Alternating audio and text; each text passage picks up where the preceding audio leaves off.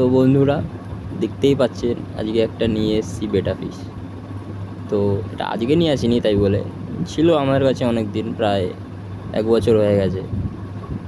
তো জানেনই আপনারা যে বেটা ফিশের কয় বছর আয়ু হয়, 4 থেকে 5 বছর বা 3 বছর এরকম আয়ু হয়।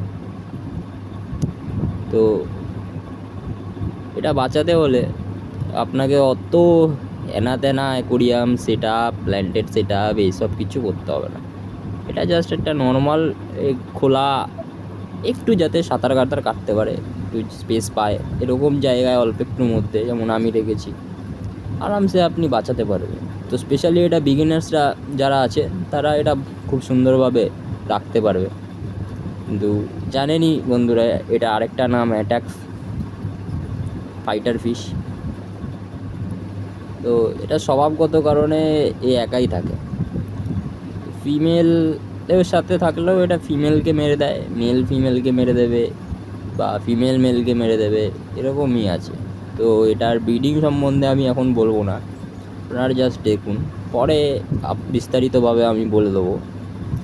তো এটা কি কি খায় কি না খায়, কেমনভাবে রাখতে হবে, জলের কোয়ালিটি কীভাবে মেনটেন করতে হবে, এর যদি ফিন রড ডিজিজ হয় কী কী করতে হবে, সব বলে দেবো।